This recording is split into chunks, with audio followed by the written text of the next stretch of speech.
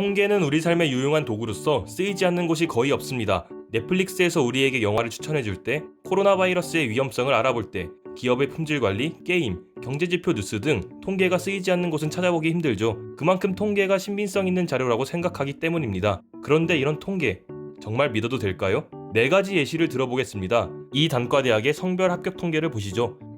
남자가 더 많이 합격했으니 남자에게 더 유리하다고 해석해도 될까요? 자세히 살펴보겠습니다. 단과대학 내의 학과별 학생들의 남녀 합격률을 다시 따져보니 오히려 2개 학과에서는 여성이 더욱 많이 뽑혔습니다. 그런데 왜 전체 남자 합격률이 더 높았을까요? 그 이유는 표본의 크기가 다르기 때문입니다. 2개의 학과에서는 오히려 여자들의 합격률이 높았지만 표본의 크기가 가장 많은 집단에서 남자의 합격률이 높았기 때문에 전체 확률이 높아진 것이죠. 이처럼 단순히 통계의 합을 통해 쉽게 결론을 지어버려서는 오류를 범하기 쉽습니다.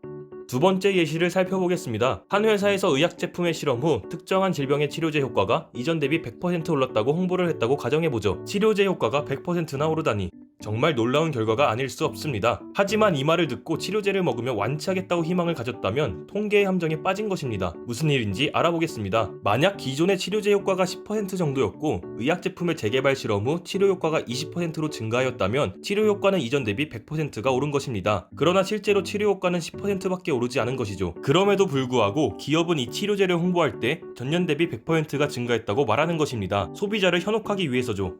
여기 더욱 오해하기 쉬운 통계의 함정이 있습니다. 우리는 특정 건강식품의 효과가 입증되었다며 건강식품을 먹은 사람들의 사망률이 낮았다는 통계를 제시하는 장사꾼들을 어렵지 않게 볼 수 있습니다. 이 건강식품을 사서 먹을 의향이 있으신가요? 있다면 이번에도 우리는 통계의 함정에 빠진 것입니다. 뭐가 잘못된 것일까요? 특정 건강식품을 먹은 사람들이 사망률이 낮다고 해서 그 건강식품이 사망률에 기여했다고 단정 지을 수는 없습니다. 그 이유는 건강식품을 챙겨 먹는 사람들은 건강을 잘 챙기는 특성이 있기 때문에 규칙적인 식사와 운동, 충분한 수면 등 생활 패턴 자체가 올바른 경우가 많기 때문입니다. 건강식품을 먹은 사람들의 사망률이 건강식품 때문인지 아니면 그들의 생활 습관 때문인지는 알 수 없는 것이죠. 통계 용어로 설명하자면 상관관계와 인과관계를 착각한 것이죠.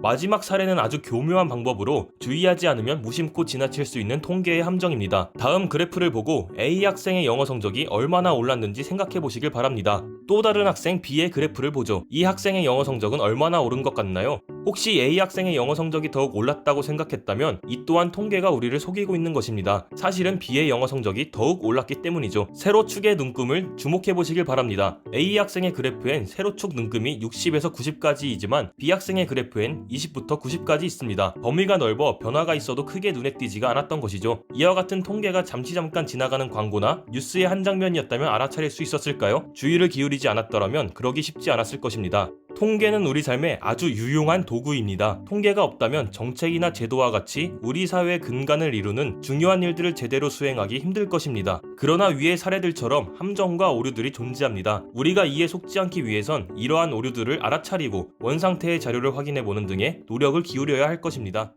영상과 관련한 정보가 더욱 궁금하시다면 아래 첨부된 출처를 확인하시면 되겠습니다. 이번 영상은 이만 마치겠습니다. 다음에 더 좋은 영상으로 돌아오겠습니다.